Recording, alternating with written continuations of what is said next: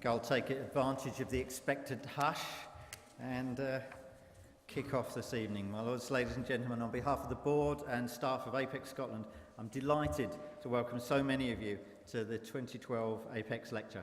My name is Alan Staff, I'm Chief Executive of APEX Scotland, and I'll take you through the first section of tonight's proceedings. There are no fire drills anticipated, so if the alarms sound, please just all head in an orderly fashion through those back doors the same way you came, back down the stairs either side, and we assemble out on the courtyard underneath the statue, where apparently we'll be counted. Toilet facilities are down beneath the stairs, and life jackets are under the chairs if it gets bumpy. Can I ask you to turn all phones and similar devices to silent, please? And if you're tweeting tonight, be nice.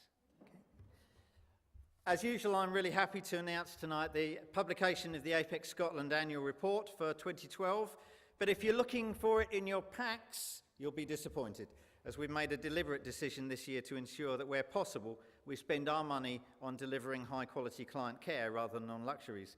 So we've published it online, and you can browse this excellent and informative publication at www.apexscotland.org.uk.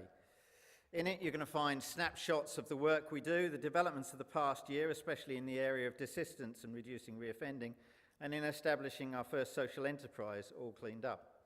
Like the rest of the sector, we've had a tough year, but our belief in innovative and properly evaluated interventions aimed at helping people with offending backgrounds break out of that cycle is remaining strong, as I hope you'll see from that report. Our speaker this year, of course, is no stranger to APEX or to the Scottish criminal justice community. Jeane established APEX in 1987 and was its first chief executive for 12 years, during which time she led the organisation with energy and with passion. And in 1995, she was awarded the OBE for services to criminal justice.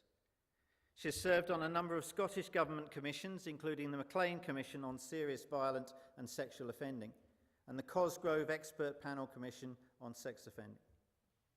For just over 4 years, until 2005, she was Senior Special Advisor to the First Minister, working on the Scottish budget, legislative programmes, relationships with UK Government, and in the finance, health and justice portfolios. Between 2006 and 2011, she was a member of the Parole Board for Scotland and is currently chair of the Golden Jubilee National Hospital and member of the Scottish Police Services Authority and a Solace consultant.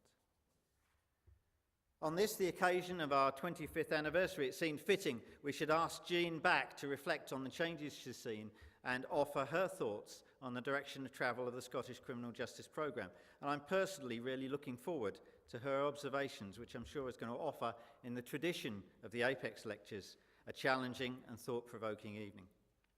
But before we commence the main event, we've got one very pleasant task to perform.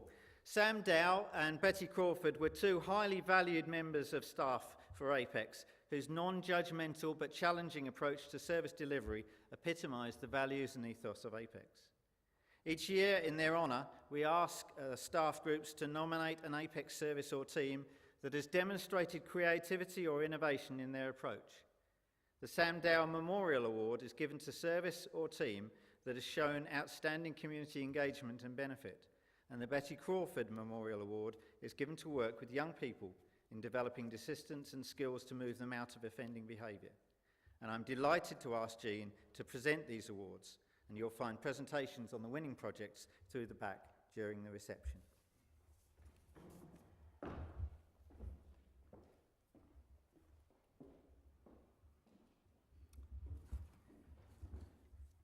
The winner of the Sam Dow Memorial Award goes to APEX Highland.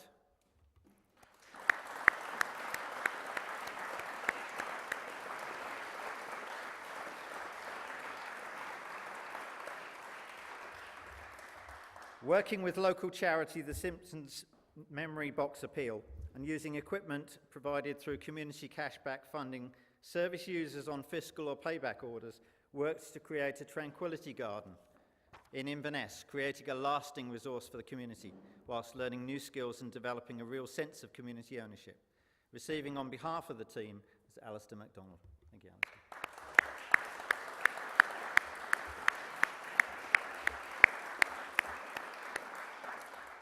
The winner of the Betty Crawford Memorial Award is Apex Stranraer.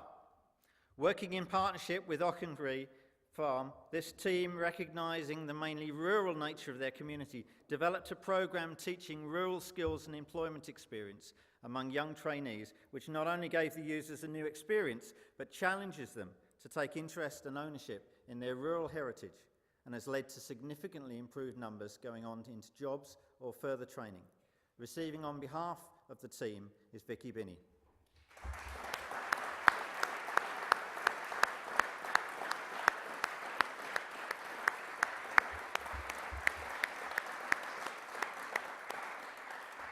And every now and again, it's very difficult to make a decision, and so we were caught. There was another very good application. Apex Dumfries have been working in partnership with Allenton Peace Sanctuary and Scottish National Heritage, and they've been developing a Sow It, Grow It, Eat It program, which has helped clients develop new skills or interests. It's been a really innovative and engaging project, so we've offered a highly commended certificate to Apex Dumfries, received on behalf of the team by Sherry Rennie.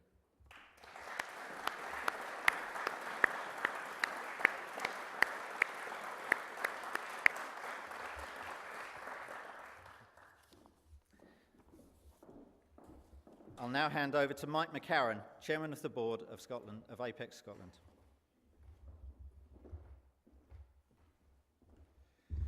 Well, I'd like to thank Jeane very much for presenting those awards, and just to say before the lecture that it's 25 years since Apex was founded by Jeane, and in 1987 I was working in Glasgow then, having had maybe a dozen years working in the criminal justice system. And of course in 1987 it was the middle of a big recession. In the peripheral schemes in Glasgow, unemployment was rife, and for somebody to found an organisation for offenders regarding employment, I thought was a great vision and a very bold vision. And I'm therefore particularly pleased to be able to invite Jeane to give the annual lecture this year.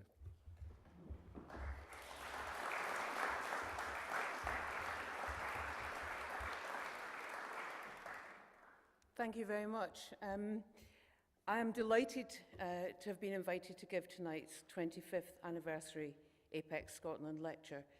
It is both an honour and a privilege, and I'm very grateful to you for your welcome. I'm also grateful to have been given the opportunity to present those last awards. Sam Dow and Betty Crawford were very special people in Apex. Anyone who works in Apex, in my view, is special. And so receiving those awards on behalf or in memory of those two individuals is a real testimony to what those teams have achieved. And I expect that the competition in the organisation to be the winners of those awards was pretty high. And that is a continuation of all that Apex has been over those 25 years.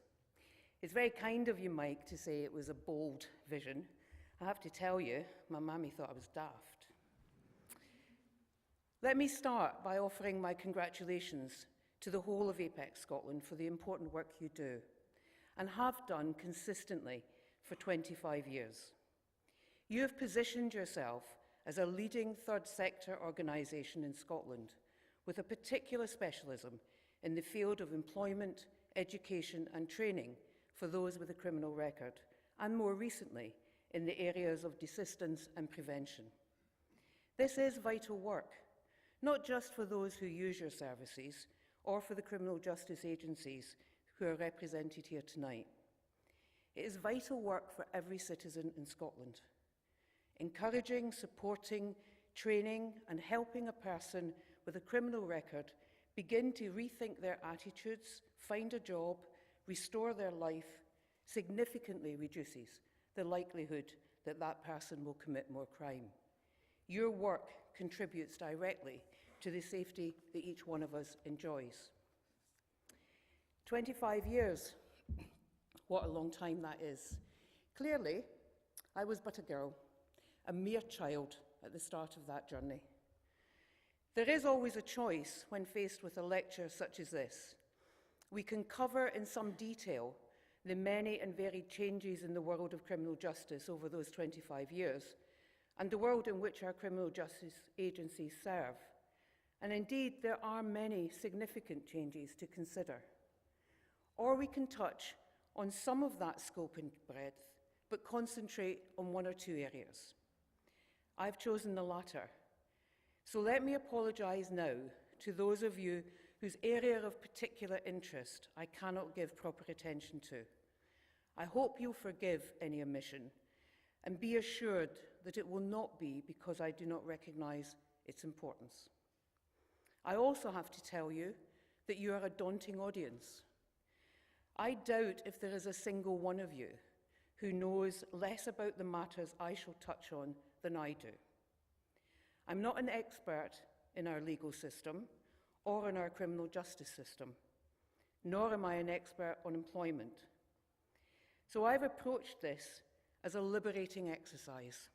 The views and opinions I'm going to offer tonight are mine alone.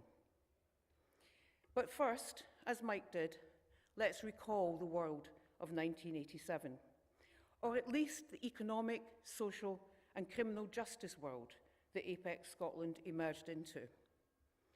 Unemployment was high and rising.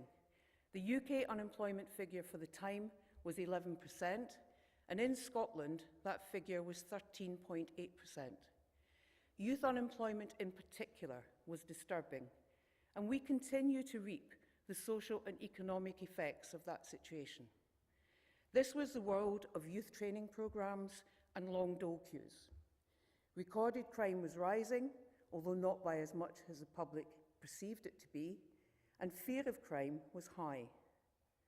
Victims felt, and largely were, invisible, other than the part they might play in any prosecution.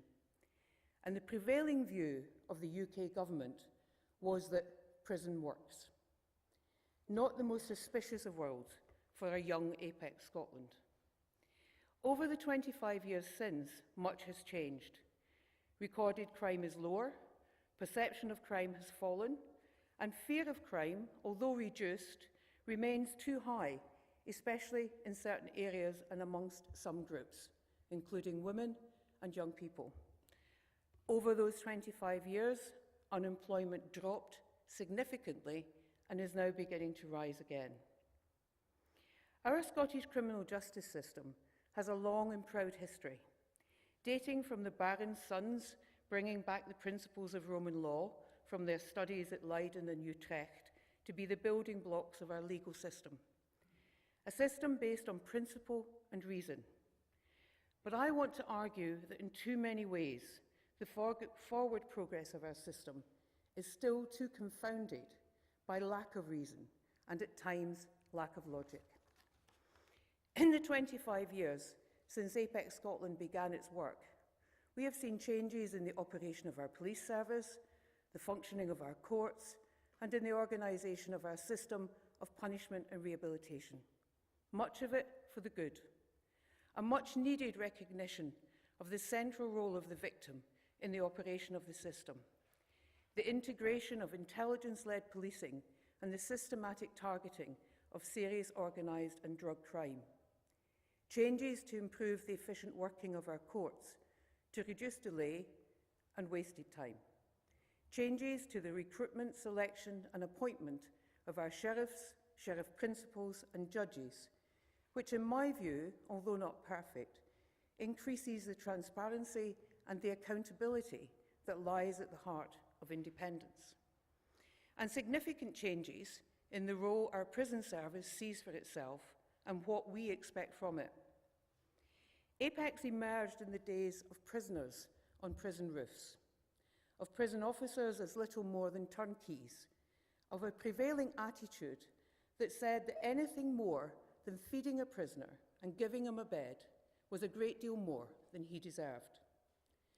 The introduction of an approach that had as a central principle the belief that each prisoner was a responsible adult whose punishment was the removal of his liberty and whose choice should now be to make changes to his attitudes and behaviour marked, in my view, an important turning point in the whole debate on whether prison works or not.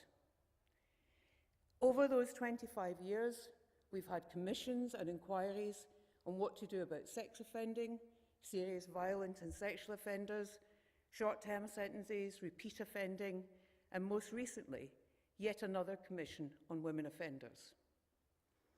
Almost without exception, each of these eminent inquiries and commissions reaches similar conclusions. There are those who should be in prison to protect the public and to mark the seriousness of their crime.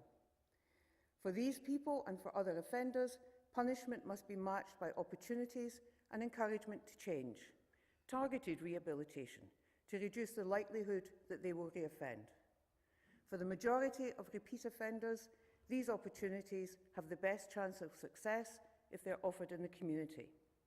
Consequently, given the profile of crime and offenders, the majority should be dealt with in the community. But here we are, 25 years on, and while the prevailing government approach across all parties has not been for very many years to venerate imprisonment, we still lock up more people than any other European country.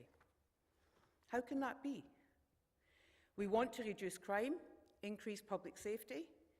I also think we want to secure from our citizens, as many of them as possible, a positive contribution to the well-being of our society by their employment, their good health, and their belief that they are an equal and equally valuable part of the community they live in.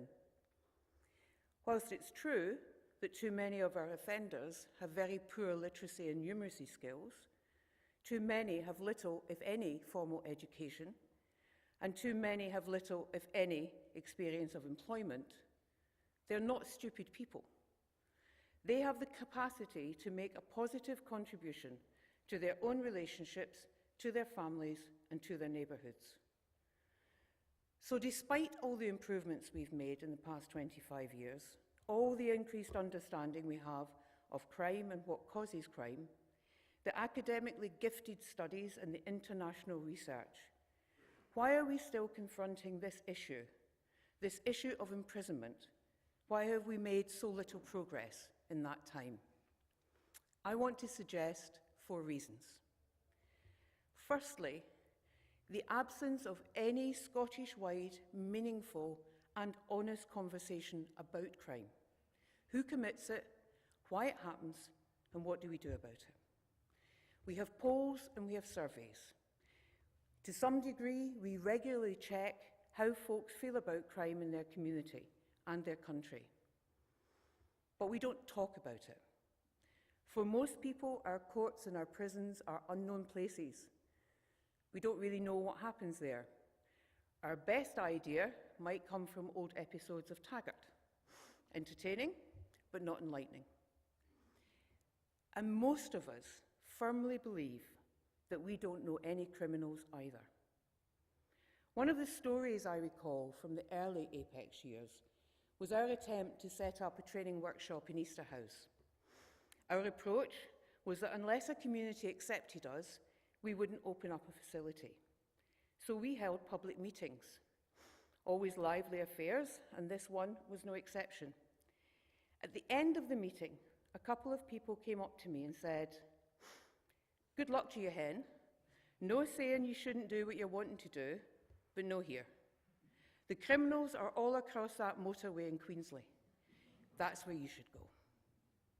There's something fundamental in the desire we all have to think of the criminal as a person apart. Not like you, not like me, not one of us. But of course they are. One young man in every 4 will have a criminal record of some sort by the time he's aged 24. Statistically impossible for us not to know at least one. A brother, cousin, a father, an uncle, a friend of a friend, not a person apart. A person like you or me, with intelligence, with dreams, with hopes, with ability. Yes, a person who has made some pretty poor choices, harmful, destructive, debilitating choices, but not a person apart. We need to start, conduct, and continue that conversation, not by survey or by poll. When I was a political advisor, we were engaged in the early work on antisocial behaviour. With our government ministers, we ran a summer of meetings up and down the country, in the halls and the libraries, the schools of the communities where antisocial behaviour was at its most evident and its most destructive. Public meetings. A few years later, a similar exercise was carried out across Scotland, talking about health. Conversations. Out from behind our desks and our emails and our benches, talking with the folk who pay our wages and in whose name we work. Talking to them about what they think the problems are and what can be done about it. I firmly believe that until we do, our criminal justice system will be led by opinion poll, newspaper headline, and the politicians' inevitable focus on the next election. Which takes me to politicians. Like the rest of us, they can be a mixed bag.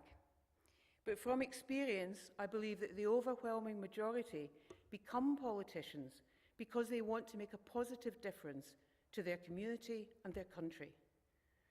But they get caught up in the machinery of government, national or local, in process, in calculation about who's going to vote for what and how will tomorrow's headlines play. But on this question, what to do about crime and offenders, we do have some important areas of consensus. That punishment alone is not enough. That drugs and alcohol and unemployment and mental health are critical factors to address to reduce reoffending. That young people are a priority. So we need to give our politicians the evidence base from those conversations to be a bit braver. Or to put it another way, we need to give them fewer excuses to avoid the hard stuff. So my proposition for those community-based, Scottish-wide conversations is all about doing precisely that. When the microphone is in their face, we need our politicians to argue for both punishment and rehabilitation, and we need them to make some brave decisions. I can't recall a recent commission or an inquiry which argued that short-term sentences were useful in either reducing reoffending or in value for money, but we still have them. I wonder about the experience of a country like Finland. When they looked at their education system and what needed to be done to make sure it offered the highest quality of opportunity to their young people, they decided that one of the things they didn't need was private, non-state education. So quite simply, they closed the private schools down. In criminal justice, Finland again transformed its system in part by recognising that most of those it imprisoned could be dealt with in a less costly, less damaging and more effective way. Now, standing here in the Signet Library, in this place of all places, I am not suggesting we close down Scotland's independent schools. I'll be back another day. Or indeed, that we close our prisons. What I am pointing to are brave political decisions, reached through discussion and debate and based on evidence. On short-term sentences, surely we have had discussion, debate and evidence. Do we not already know that they don't work, either to reduce reoffending or to reduce crime? But of course, the reasoned argument says, if not a short-term prison sentence, then what? Successive Scottish governments have grappled with this question, and we now have the community payback sentence, designed to both punish the crime and tackle the contributing factors to committing crime. Scottish Government figures tell us that 45% of offenders are likely to have an alcohol problem. That's 3 times the figure for the Scottish male population. In the most recent prisoner survey, half of those who completed the questionnaire reported being drunk at the time of their offence. A quarter reported that drinking affected their ability to hold down a job, and over 1/3 admitted that their drinking affected their relationship with their family. Alcohol and drugs combined featured in more than half of the murders in the most recent figures for 2010-11. In 2008, the thematic inspection showed that there were 4 times the incidence of severe and enduring mental health problems amongst our prison population than in the general public. Yet, in the first full year of the community payback sentence, only 4.6 of sentences carried a requirement for the offender to tackle his alcohol abuse. And the figures for drugs and mental health are even poorer, at 1.6% and 0.7% respectively. If we have the consensus that we need to target and tackle the factors that contribute to offending, I need to ask why our courts are not using the opportunity to do so via our community sentence. Yes, this is largely a work order, but surely we know by now that while work of itself is okay, work with support is so much better, and the changes it can bring much more likely to be sustained. I recall over the years a view about the credibility of community sentences with which I had a great deal of sympathy. Community sentences, I was repeatedly told, lacked credibility in the eyes of the public, the courts, and indeed the offender. We've all heard of, and some of us have seen, the laughing convicted offender on the steps of the court, laughing because he just got a community sentence. A community sentence that would start at some point in the future and was perceived as a soft option. Is justice delayed, not surely justice denied? To the victim, most certainly, and indeed to the offender.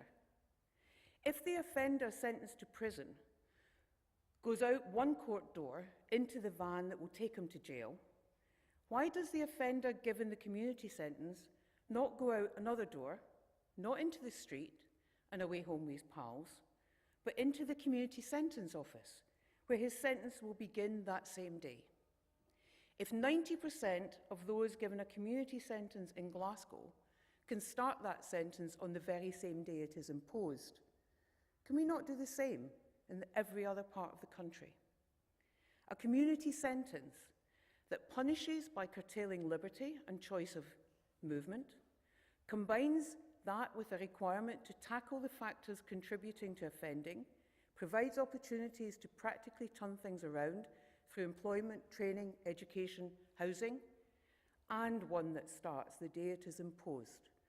So there is no dubiety, no room for excuses, avoidance, confusion about the consequences your offending has had on you. The Apex lecture in 2008 featured a contribution from Richard Jeffrey, reflecting on his time with the Scottish Prisons Commission. He made a comment which I want to repeat tonight. He said, "There are too many bodies involved in the whole system. If you were designing the system from scratch, you would not have this many involved in it." He has a strong point, I think. The more parties you involve, the more opportunity you have for confusion, duplication, waste, error, and delay. And yet, ironically, there are some parties not involved in our criminal justice system who we need to be. Health, housing, education, family support. So we have a criminal justice system in some way set apart from the very agencies of expertise and responsibility that we need to be engaged. In 1987, the very structure of criminal justice underlined the separation. Money was supposed to be found at local level from the general budget. I ask you, what politician would vote for less money for the Wains in order to spend more money on criminals? So the service was underfunded, overstretched, and little valued. 25 years on, the funding is designated. The drive from successive governments has been clear. We have the studies and the evidence to support the value of this community-based work. But I would argue we still have an important imbalance between our national and local structures that works against what we are agreed we need to achieve. We have power through the ability to devise strategy, establish a legal framework to support that strategy, and allocate funds to deliver it at the national level. And we have political accountability at that level too. But delivery sits at a local level.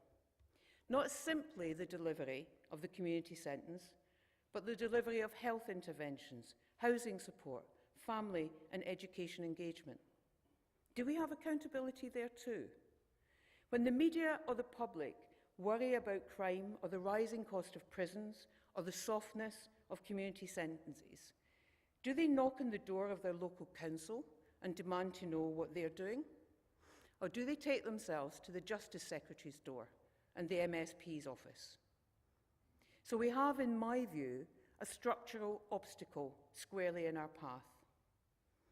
I know that to many of you, my opinion on this is not news. Tonight, I am not arguing for any one particular solution.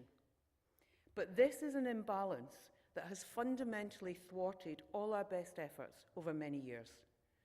Thwarted our efforts to shift the way we deal with offenders from the prison works approach of the 80s and 90s to the targeted, systematic, evidence-based, community-driven, effective management and delivery of both punishment and rehabilitation. And the world around us is changing. A single police service for Scotland, a single fire and rescue service for Scotland, significant service design, delivery and structural change to secure integrated adult health and social care, which in some parts of the country has extended already to children and young people's services. And coming soon, a reinforcement and strengthening of community planning and community budgets. A whole system approach that puts the person at the centre and builds the services around that person, not around professional interests or traditional practices, around and for the person. Perhaps a sad person with a difficult and troublesome life, but a person first and foremost, like you or me.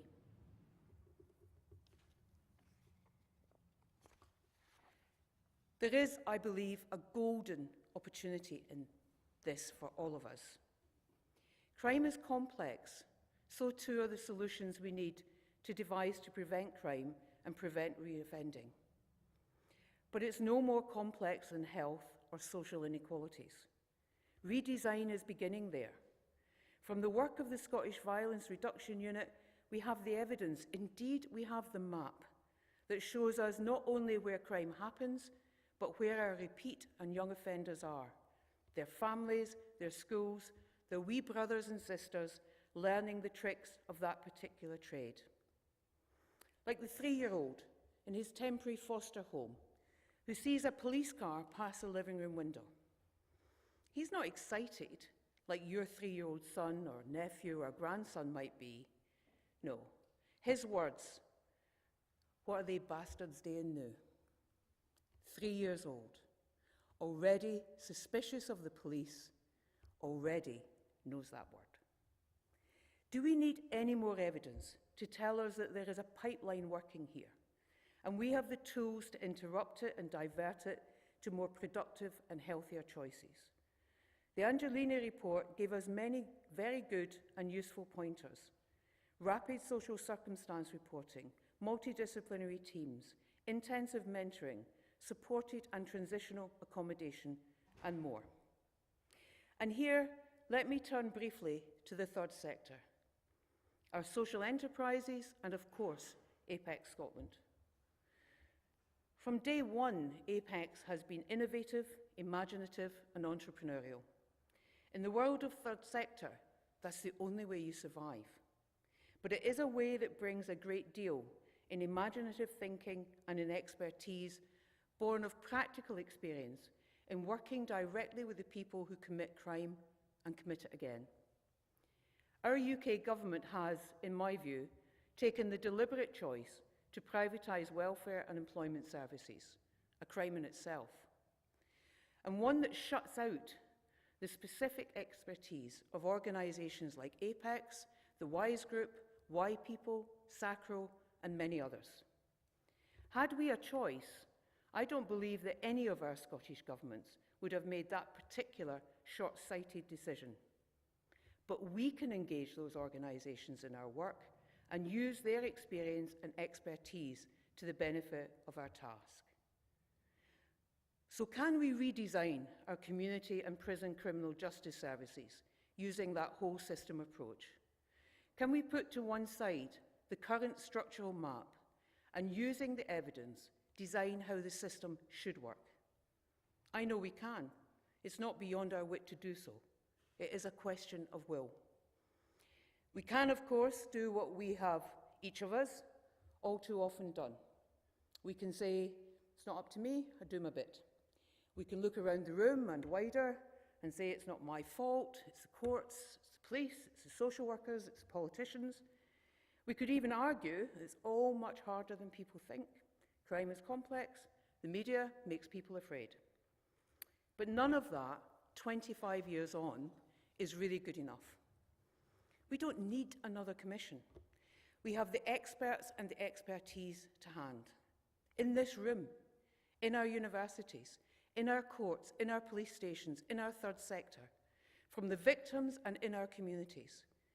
We have the leadership to engage in this redesign task with our colleagues in education, in health, in housing, in government. It's a question of will. There is a critical imperative, I believe, in all of this.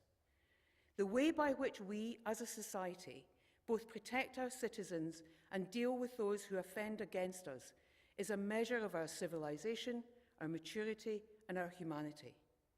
Our capacity in Scotland to produce fewer criminals will be a measure of our shared success in building safe and secure communities. Communities where all those who live in them feel protected and respected, and crucially, responsible for the quality of their own lives and those of their neighbours. On the 25th anniversary of Apex Scotland, a golden opportunity to face up to the central problem we've known for all of those 25 years and work together to do something positive, lasting, and meaningful about it. Thank you.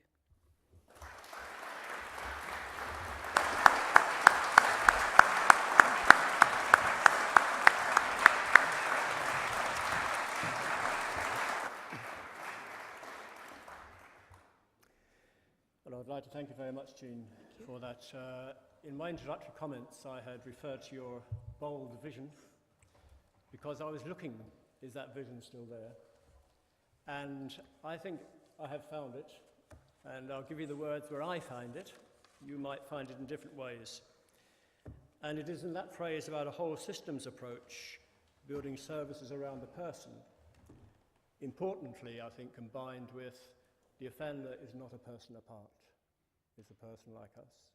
And I think in there is a big vision, and one which we need to seize, and you call it a golden opportunity. So those are the words I'll leave you with. Can I open it out now for some questions to Jeane? There is a microphone roving, and if you simply put your hand up, and if you wish to maybe say your name and the organisation you're representing, we have a few minutes question time.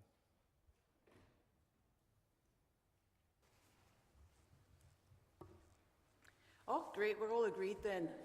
Let's get going.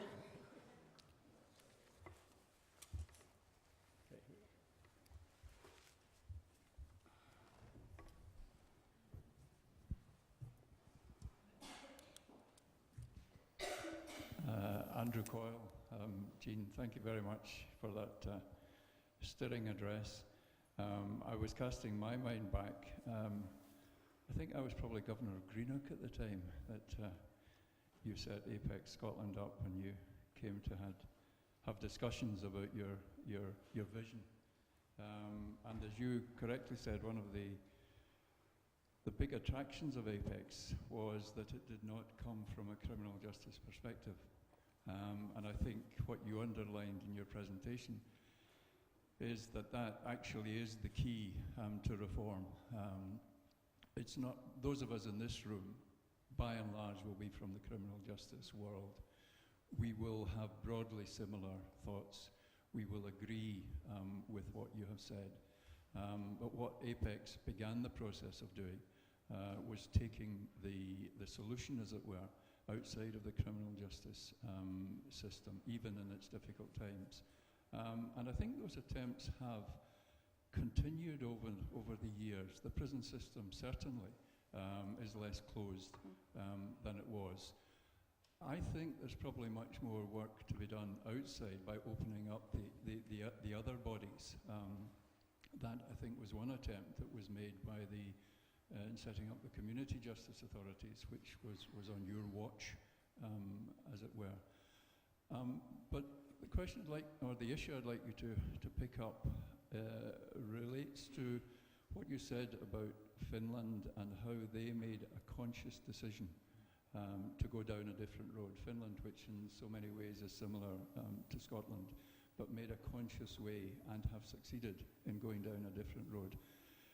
I've heard experienced people from there say that one of the big advantages which they have is the absence of a political press, the absence and the need, therefore, for both politicians and senior judges, sheriffs, prison governors, and others to respond, as it were, to the press. Could you say a word or two about where you think the press and the media stand in all of these issues? Yeah. I think, Andrew, thank you. That is a really good point, and I didn't spend a great deal of time on the media. I think one of the problems we have with our press in Scotland has come as a result, actually, of devolution, of which I am a very strong supporter. But I think one of the things that happened as a result of devolution was that the press across the country decided that what they needed were a lot of political correspondence. And one of the penalties that was paid for that was that they got rid of a lot of specialist correspondence. I remember the days when the Daily Record had an education correspondent, and trust me, he was really good. So we've lost the capacity in our press to have proper, informed journalism about issues that is reflective and discursive. We've also, I think, been led by that political press to believe that everything has to be about who said what to whom, who's arguing with who, where are the votes next week. And that does us a great disservice. Now, I don't think, although I think we are collectively and beyond these walls hugely talented and extremely able, I don't think it is within our gift to challenge the press directly, and I don't think, frankly, it's worth the effort. What I think we do is that we begin those conversations, because the press, bless, if nothing else, follow. So let's start the conversations. Let's run those community meetings and have those debates and discussions like they did not only in Finland but also in Canada. My idea is that if we do that, we give our politicians a better ground to stand on, and we challenge them to be a bit braver when that microphone is in their face, to argue for rehabilitation as well as punishment.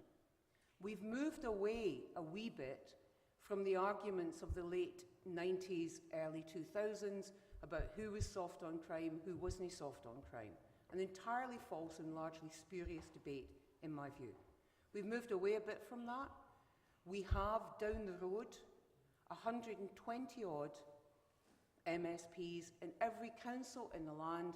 We've got elected councillors. Let's give them the grounds to have the proper discussion with the people they represent. If we're the ones that facilitate that and create it, great. The press will follow us. We don't have to let them lead every single debate and discussion we have. Thank you. Are there another question? Yes, on the right-hand side there, your left. I'm Paul Pia, and I chair the Moira Anderson Foundation, which is a sexual abuse charity, and it's horrific the extent to which childhood sexual abuse experience feeds into adult criminality. But I'd like to make a general point, and it's this. In the last 20 years, I am staggered at the revelations of the research into both genetics and neuroscience. We know now so much more than we did 20 years ago, but I'm not seeing that knowledge reflected in our criminal practice. And for example, drug taking and drunkenness are not defences at all, but traditionally they're regarded as aggravating factors. So I feel there's a total disconnect between the knowledge of modern neuroscience and genetics and the way crime is treated in our courts. Would you like to comment on that? I truly don't know if you're right or not. But I think that kind of point should be made as you have just made it, and people should give some consideration to it. I don't know if it's right or not right, but I'm glad you raised it, and I hope that there are people here who will think a bit more about it. I'm wondering if there's anybody in the audience who has actually conducted conversations in the community in the way that Jeane has proposed, and are there any issues arising from that?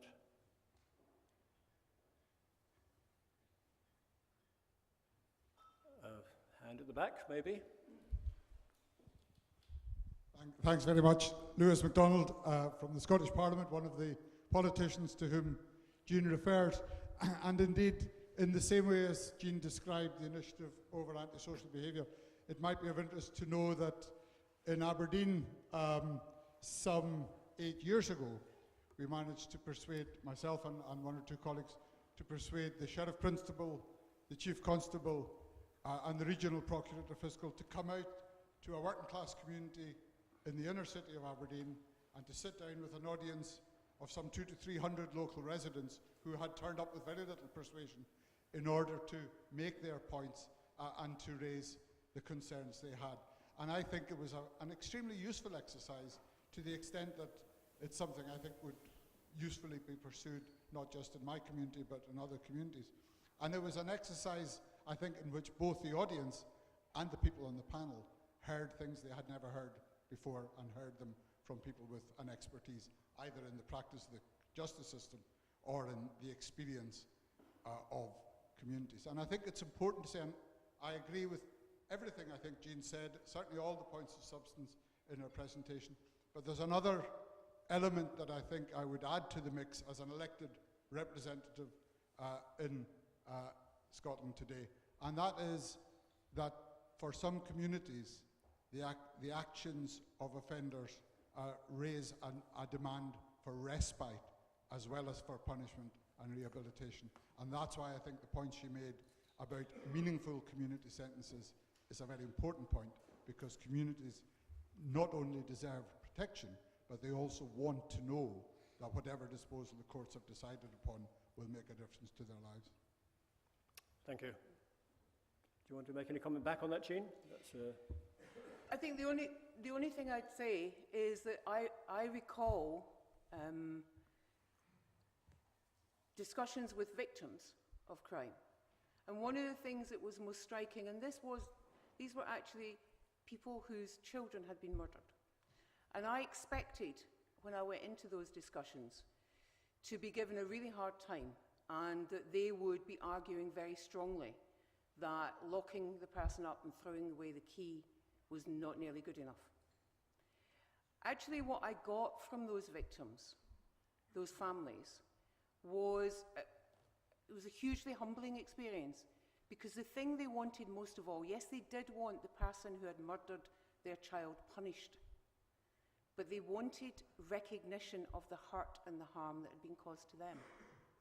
They wanted something that was back to them, and something that would convince them or give them greater assurance that that kind of crime wouldn't be done again, and that somebody else wouldn't suffer in a similar way. So I think that whilst our press, back to Andrew's point, would have us believe that the vast majority of folks in Scotland want to hang them high or throw away the key, actually people aren't like that. People want recognition of the hurt that's been caused to them, appropriate punishment for sure, relative to the damage, But actually, loads and loads and loads of them want to see some kind of payback to the community. That's why I think the community payback sentence is a good thing. I just think that if we want to give that public a reassurance that we're doing our very best to make sure that the crimes aren't repeated, then we need to use the capacity of that sentence to tackle the factors that contribute towards crime that we all know about. Yes, question, David Strang? Oh, sorry, go on. Medina, and I wanted to pick up on your point, the point you made about whole systems work, and Andrew's point about sometimes not necessarily coming from criminal justice. We are Children and Families organisation, and what we actually realise that while whole systems has its place, so does whole families work. You made the point about the 3-year-old child. Our organisation would be working in the home with the whole family, because that's where the behaviours get played out, and that's where they can be challenged. It's a very individual way of working, and not everybody can do it. But however, to your point about conversations, there are people in this room that have been very, very coy, because I know our service users, probably because we're third sector, are invited to many conversations, and them and their family have played a large part in feeding into the conversations that are around reducing offending and so on. So it is happening, so I'd like to happily convey that to you. Okay?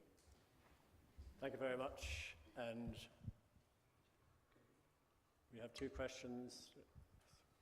Thanks very much. David Strang from Lothian Borders Police and Apex Board.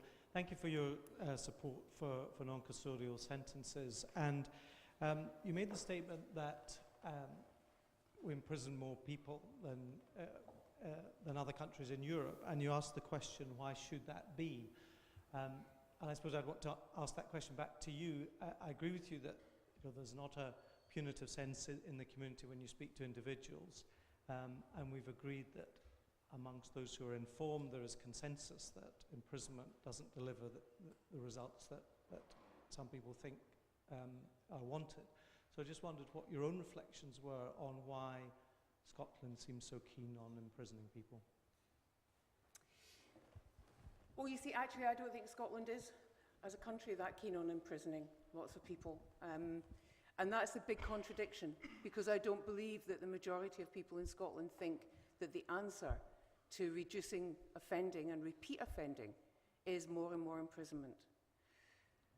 And although I accept, and of course I accept, that conversations are happening, what I'm arguing for is structured conversation. I hate to use the phrase national conversation, don't mean it like that, but a structured conversation, as they did in Canada, as they've done in Finland and elsewhere, where we go around the communities and we say to people, what do you want done with offenders? What do you think will make a difference to stop them reoffending? Because I think until we do that, we can't reasonably go to our courts and our sentencers and say, going to stop sending them to prison. Although I am saying to them, if there's a community payback sentence, please start using it with the elements in it that are more than work.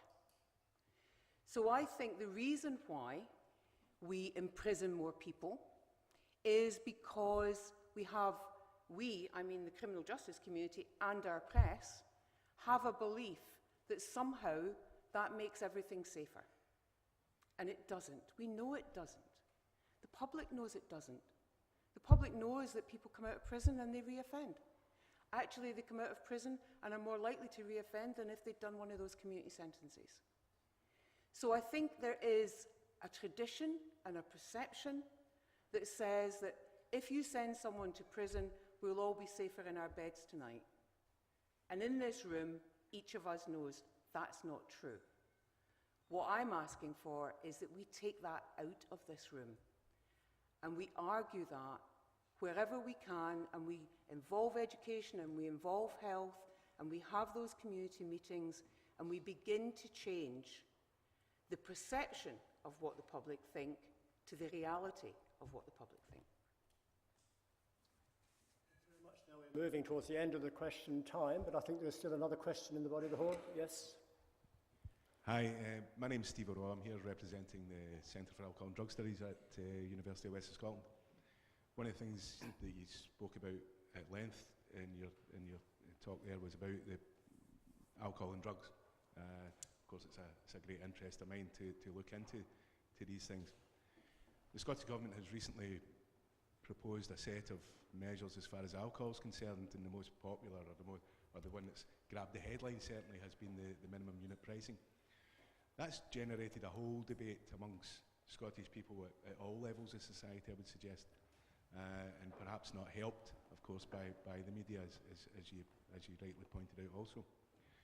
I think for Scotland it's a brave step to take in looking at our consumption of alcohol and the amount we consume and the culture that surrounds alcohol within Scotland. Of course, it employs a great deal of people in Scotland. I myself used to work in the alcohol industry as a lorry driver of all things many years ago. As you walk through Edinburgh from Waverley Station up to here, you pass by many hostelries and establishments that are serving alcohol, mostly well-behaved and well-run establishments. What we haven't begun in Scotland yet is a discussion about drugs, unfortunately. What we have in Scotland at the moment is an idea or a general consensus or an alleged consensus that drugs are bad, that drug users are bad, they are criminal, and should be locked away for taking these bad substances. As I walked from Waverley Station, I was struck by the amount of people using drugs from Waverley to here. Those drugs, of course, were legal drugs, cigarettes and alcohol, regulated to some degree or another, and we can have a discussion or a debate about how well or otherwise they're regulated.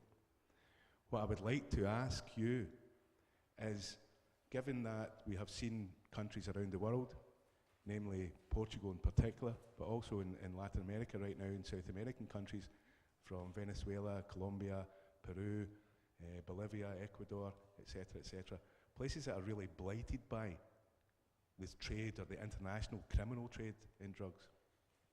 What is the appetite within Scottish civil society or within Scottish politics or politicians at this moment in time, would you say, for a discussion or a debate about our drug laws?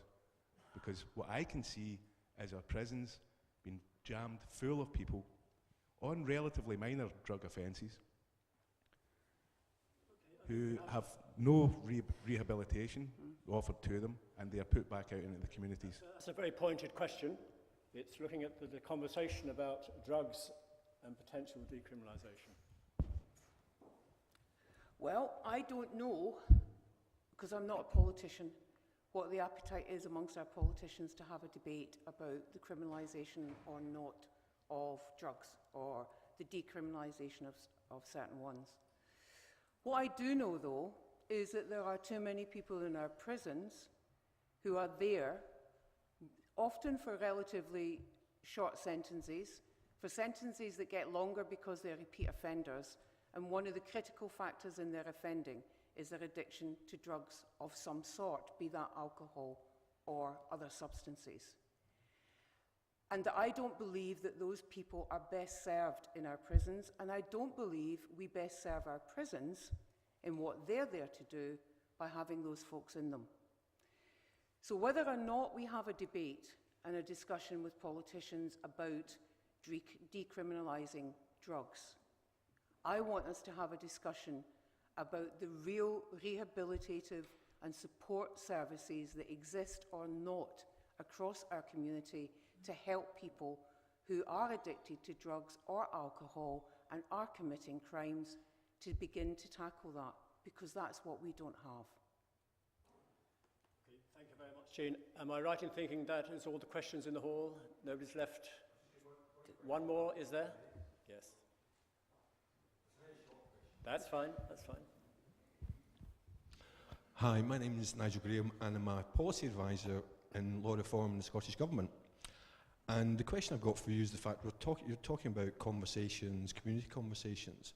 What type of conversations should I, as a civil servant, not a politician, but a policy advisor, have with your experience being working with the First Minister? Is there anything we should be doing within the Scottish Government civil service in order to facilitate the great work that you guys are doing? Oh, you beauty. I'm so glad you two.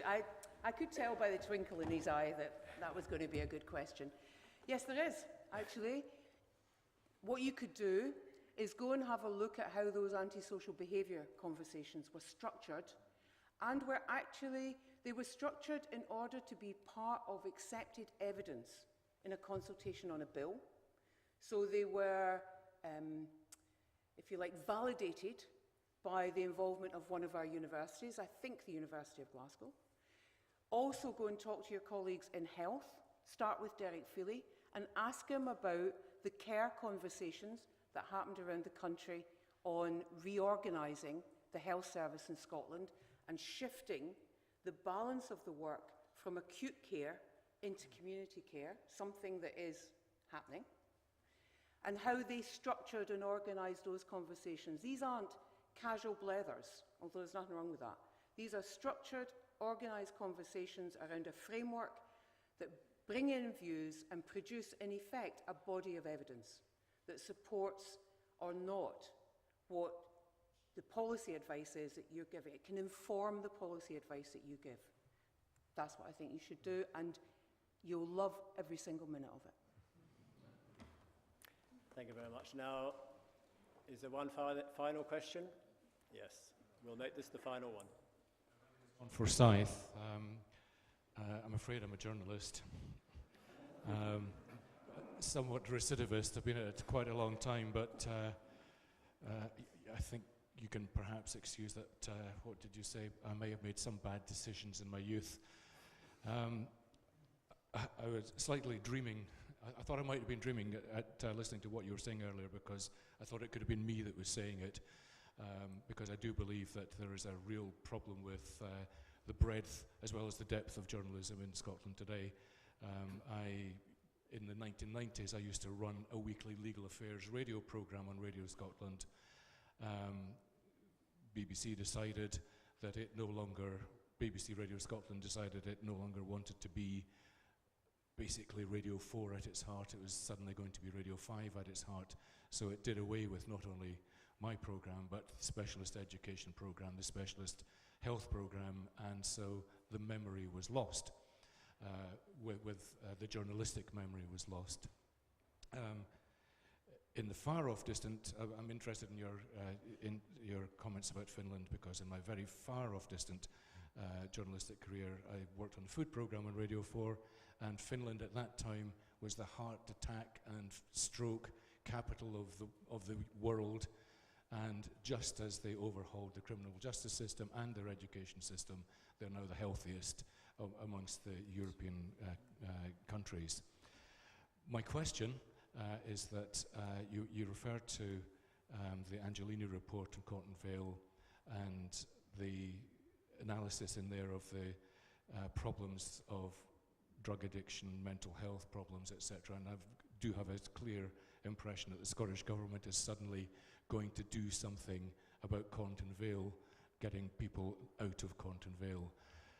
What I was struck, though, by is the real similarity in statistics. If you apply it to the male prison population, I wondered if you have any observation on whether there's any reason, apart from you have to begin somewhere, any reason why the women should no longer be sent to Conton Vale, but men should still be perceived as more responsible, whatever their personal difficulties.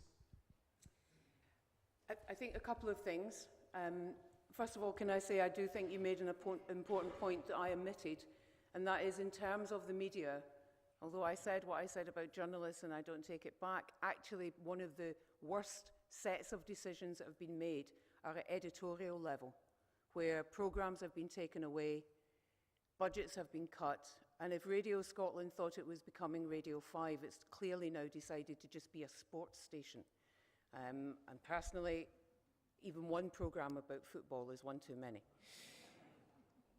So it's not actually all the journalists' fault, and it's also the case that we have too few staff journalists, too many freelance journalists, and too many young intern journalists not being taught the tools of that particular trade, which is a trade and it does need taught properly. On your question about the Angelini report, I think there is one distinction that is quite an important distinction that we need to take account of. Doesn't stop us, but we need to take account of, and that between the female offending population in Corton Vale and the male population in our adult prisons and young offender institution, and that is the issue of violence. Casual, but nonetheless destructive violence, which you will see used alongside criminal activity. When I read the Angelini recommendations, it struck me very forcibly too that you could actually apply those without any change and with absolute credibility to a large percentage of the adult and young male population in our prisons. I think it's reasonable to start somewhere. I seriously, with all my heart, hope that those recommendations in full are implemented. And when we see the fruits of those, which will be positive, I'm absolutely convinced of it, we can begin to argue, now, see, it's okay. Nothing bad has happened. The sky didn't fall in. Let's move now to begin to implement those for so many of the young men and older men in the rest of our prison population. Thank you very much. Well, I think that's the end of our question time. And I'm just going to finish by saying that when Apex chooses a speaker, it's because we think it's somebody who has something to say of interest at this time to you in the hall. And I think, again, we've been very successful in that, as well as combining it with our 25th anniversary. But also, as Apex, we like to take out of that presentation and the discussion some emerging theme which we think is important to align our actions with, at least to try and support or promote. And I think tonight I'll pick up the issue of conversations and maybe something in the wider whole systems approach, bringing in those wider dimensions or contributions or ways of thinking which are out with the criminal justice system to work with people in the criminal justice system. So you've given us a lot to think about tonight, Jeane. And I'm now going to ask Brian Freeman, who is also a board member, to say the last words.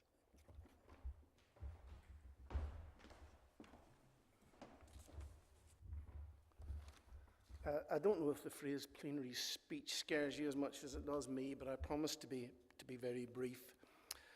I think it's fitting that we have asked Jeane to come back after 25 years of Apex and to share her thoughts with us.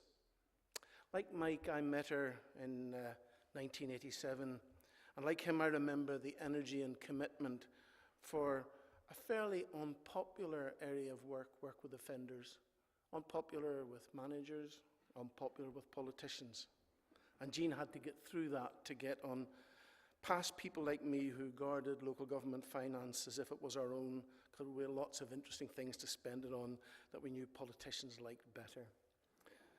But we had to face up to issues like the revolving door, and we have to ask ourselves the question about how effective have been the investments and improvements, and there have been both over the past 25 years. And I think Jeane tried to steer us in certain directions.